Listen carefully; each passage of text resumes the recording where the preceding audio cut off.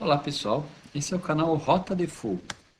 Nesse vídeo fizemos a parte 2 do guia rápido de configuração, os principais comandos para administrar suítes HP, Tricon e H3C, baseados no sistema operacional com R. Os tópicos abordados serão: falaremos de syslog, NTP, SFlow, criação de usuário local, SSH, Radius, DHCP Relay e GMP Snooping. Falando de NTP, syslog e SFlow. Syslog é uma ferramenta para monitorar e descobrir problemas na rede. O Syslog ele gera informações de alertas do switch que podem ser armazenados localmente no switch, na memória RAM, ou enviado para um servidor com esses fins de armazenar essas mensagens Syslog. E assim tomar as ações necessárias caso exista algum script, alguma ferramenta que a partir de uma mensagem Syslog o servidor consiga tomar uma ação no switch, ou apenas para fim de armazenamento. A RFC do Syslog é a RFC 3164 e há vários níveis do Syslog que documentam desde falhas em protocolos a um simples login no equipamento. Basicamente, se você quiser entender, você não tem nenhuma experiência com Syslog, digita no equipamento, no modo User View, Display Log Buffer. Você conseguirá ver as mensagens geradas, os alertas gerados pelo switch, para, por exemplo, mensagens de up-down, falha de conectividade de protocolo de roteamento, entre outras informações. Nós conseguimos configurar o syslog habilitando o comando infocenter espaço enable no modo System View. Uma vez que a gente habilita o serviço syslog, o próximo passo seria digitar infocenter log host e o IP do servidor de syslog. Então a gente diz infocenter log host e o IP 192.68.1.100, caso seja o IP do servidor de syslog. E é possível também definir o nível de detalhes da mensagem que você quer receber no servidor syslog. Desde o nível 0, que são mensagens que o sistema está inutilizado, até a severidade 7, que são mensagens de nível de debug. Tem ali mensagens de alerta, que ações devem ser tomadas imediatamente, o severidade 2, que de mensagens de condições críticas, o 3 de mensagens de erro, e assim por diante. Para a gente ter maiores detalhes das informações do syslog, né, uma vez que aconteceu um problema, por exemplo, na madrugada, foi relatado para a equipe de TI, a gente precisa validar nas informações do syslog, caso ela esteja na memória RAM ainda, né, se a memória RAM ela tem um limite. Caso a gente tenha muita mensagem de syslog, essa mensagem ela é sobrescrita. Então, as boas práticas sugerem você indicar, você direcionar as mensagens syslog, as mensagens de log, né, usando o protocolo syslog, para um servidor de syslog, né, um servidor de log. Mas é preciso que você tenha ali o horário correto que essa mensagem foi gerada. Se a equipe abrir um chamado que tem uma disponibilidade na madrugada ou à noite, você quer validar se o switch tem algum log referente a essa informação, o protocolo NTP ele é o responsável por certificar que o horário está correto, né? Você vai usar uma fonte que vai gerar a informação do horário correto para o switch, e a partir dali, toda vez que for gerada uma mensagem de log, você terá o horário correto que aquele problema aconteceu. Então, o NTP ele informa, além das informações de hora, também as informações de data. É possível configurar, obviamente, manualmente, né, sem utilizar o NTP, ou aprender a hora correta utilizando o protocolo NTP. Então, ele faz o sincronismo da data e da hora com um servidor NTP, habilitando o serviço. NTP Service Enable. E a partir daí, eu posso utilizar o NTP Service Unicache Server e o endereço do servidor Unicache. Então, a gente pode ter tanto um servidor Unicache na nossa rede, quanto utilizar de fontes confiáveis, como, por exemplo, do UnicBR, que tem um servidor de NTP público. É possível também habilitar o serviço para IPv6. Então, aqui é um exemplo de configuração, NTP Service Enable, NTP Service Unicache Server 1.0.1.11. Um endereço IP fictício que a gente colocou aqui de um servidor NTP. E o envio da mensagem de syslog, infocenter enable, infocenter log host 1.2.0.1, um endereço fictício de um servidor syslog. Então, os dois protocolos, né, os dois serviços, eles devem trabalhar em conjunto para, na hora que a gente precisar validar as informações dos logs do equipamento, ele esteja com o horário correto, data e horário correto.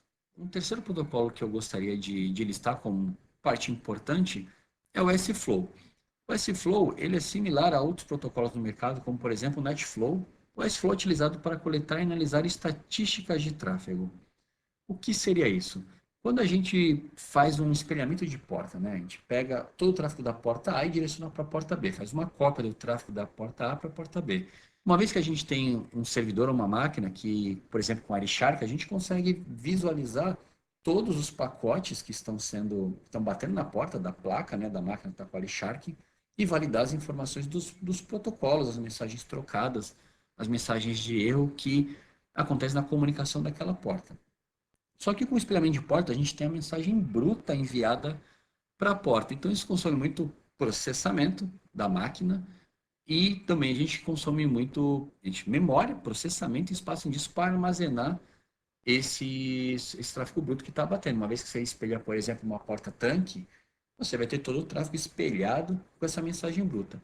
O S-Flow, basicamente, através de estatísticas, ele faz a captura das informações de tráfego, formata no padrão S-Flow e manda para um servidor S-Flow trabalhar e gerar estatísticas e trazendo visibilidade da rede como protocolos mais utilizados, contadores de interface, top talkers, né, quem mais fala, com quem fala, e os protocolos mais utilizados por cada um.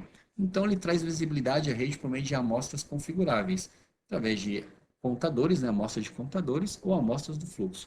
As amostras são enviadas periodicamente via UDP ao servidor de coleta. Em resumo, o S-Flow é utilizado para coletar e analisar a estatística de tráfego por amostra.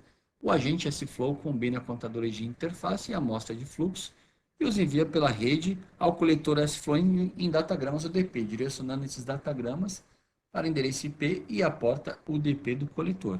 Então, aqui um dashboard gerado pelas informações encaminhadas ao servidor do tráfego da rede através do S-Flow, e ele vai gerando as estatísticas ali para trazer visibilidade dos protocolos utilizados na rede. Você consegue visualizar se aqueles protocolos são homologados para trafegar na rede, como, por exemplo, Torrent, Dropbox, tráfego HTTP, enfim, tudo aquilo que não for interessante ao negócio, você consegue catalogar e, a partir daí, começar a fazer os filtros ou os ajustes na rede. A configuração do S-Flow ela é bem simples. Então, S-Flow Agent e o endereço IP do local que você vai enviar essas informações para o servidor. Então, no datagrama, o DP, ele vai botar no endereço de origem o IP que você colocar no Agent IP. Então, ali é o seu endereço IP, porque uma vez que lá no servidor você vai receber esse fluxo, né, esses dados formatados via S-Flow, você precisa autorizar o recebimento daquela informação. E no S-Flow Collector, você diz qual que é o endereço IP do servidor que você vai mandar a informação.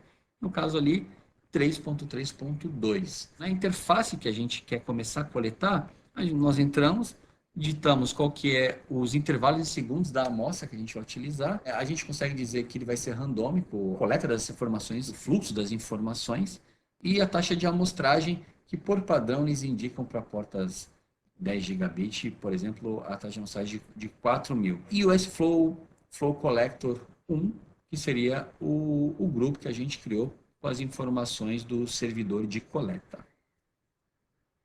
TFTP e banner. O TFTP basicamente é o protocolo que a gente utiliza para fazer a cópia do sistema operacional de arquivos para a memória flash do equipamento. Então, basicamente, a gente tem dois comandos. O TFTP put, que a gente pega a configuração, por exemplo, um arquivo de configuração e manda para um servidor TFTP. Isso no modo user view. Ou o get, que eu consigo pegar a informação do servidor TFTP e fazer a cópia para o switch, como, por exemplo, um firmware, né, o sistema operacional do equipamento. Um outro modelo de fazer a cópia é através do FTP. FTP, o endereço do servidor FTP, usuário e senha, e o comando GET para você fazer a cópia do arquivo que está no servidor FTP para o switch. A utilização de banners são aquelas mensagens que quando a gente conecta no switch, no roteador, ele dá aquele alerta. Esse sistema está sendo monitorado e auditado, blá, blá, blá, blá, blá, blá. Essas informações, elas ajudam a espantar curiosos. Então, basicamente, para você configurar um banner, a mensagem é header, MOTD, mensagem of the day, algum caractere especial, você dá uma porcentagem ali, coloca o seu texto e depois fecha com um caractere especial, fecha com a porcentagem. E essa mensagem será exibida no acesso, né? O administrador, o usuário for dar um telnet ou acessar o equipamento. Há outras formas aqui de a gente imprimir o banner para os usuários.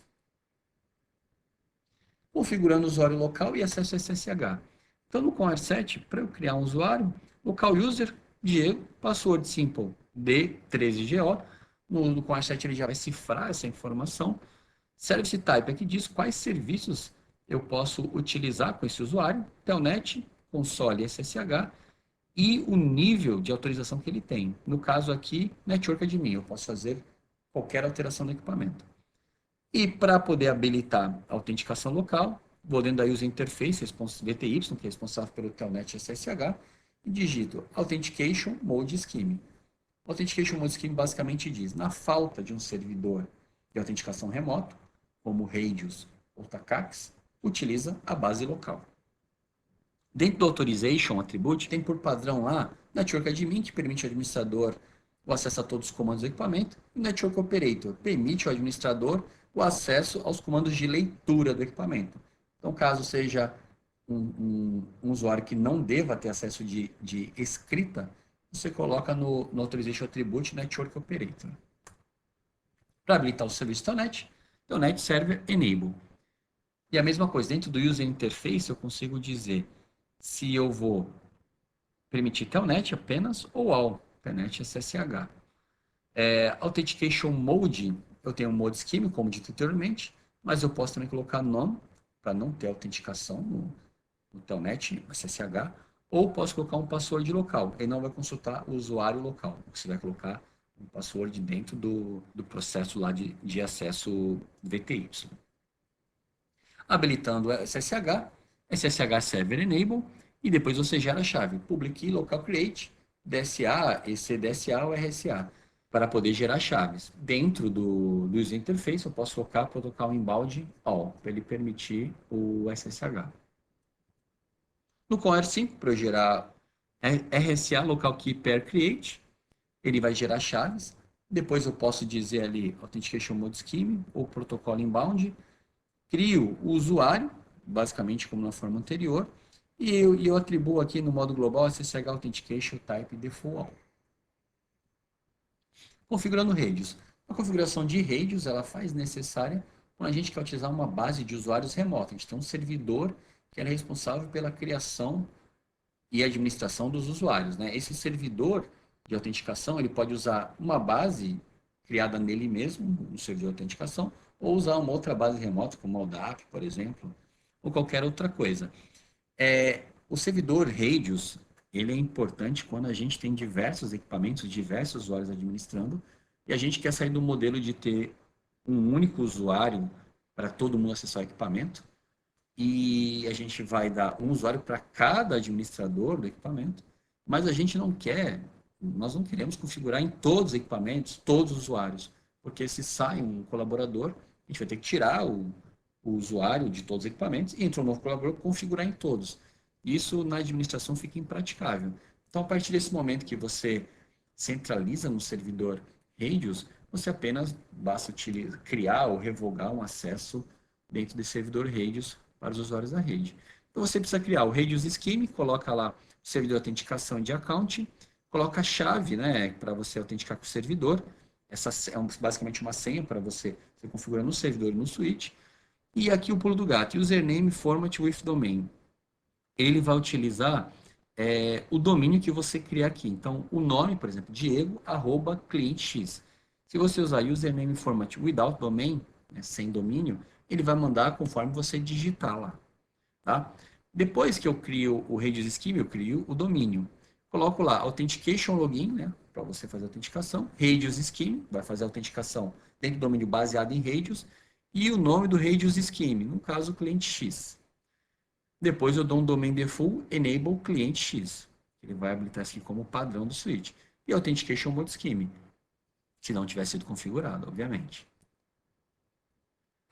DHCP Relay. DHCP Relay é utilizado quando a gente tem um servidor DHCP na rede e diversas VLANs. Não há necessidade de a gente criar um servidor DHCP para cada VLAN. Apenas um único servidor DHCP com vários escopos lá dentro. Então, o DHCP Relay, basicamente, ele vai pegar aquela requisição broadcast de endereço IP enviado por uma máquina para o servidor DHCP. O switch, ao receber essa mensagem, ele converte essa mensagem em unicast e manda para o servidor DHCP. O servidor DHCP vai ter incluso no cabeçalho, né, dessa mensagem unicast o IP da interface VLAN que vê a requisição. O servidor DHCP valida essa informação e entrega o escopo correto para o switch, que direciona para o host.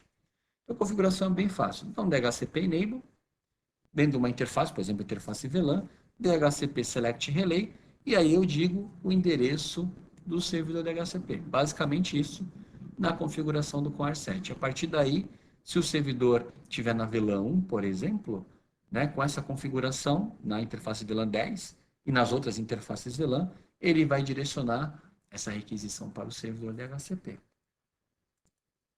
Para o CONR5, muito parecido, DHCP enable, eu dou um DHCP server e o grupo mais o endereço IP no modo global, entro na interface VLAN e dou um DHCP server e o número do grupo.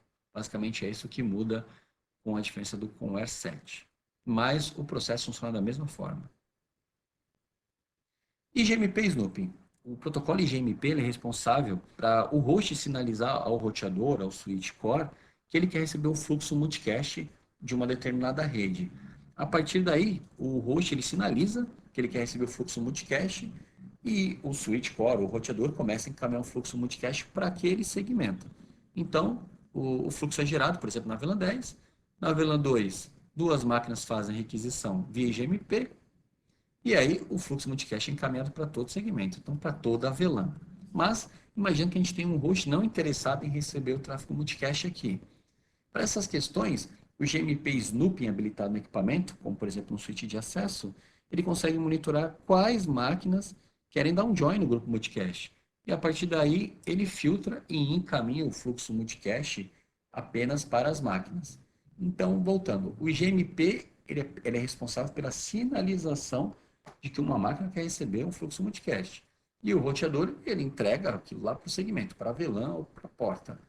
E aí, a partir daí, o switch de acesso, com a funcionalidade habilitada, ele vai monitorar, né? O Snooping vem de cheirar, farejar essas mensagens GMP, e ele, ao invés de entregar para todo o barramento, para toda a VLAN, ele vai entregar as mensagens do tráfego multicast apenas para aqueles que solicitaram. A configuração é bem simples, GMP Snooping, no modo global, e depois, dentro da VLAN, GMP Snooping Enable. Basicamente isso.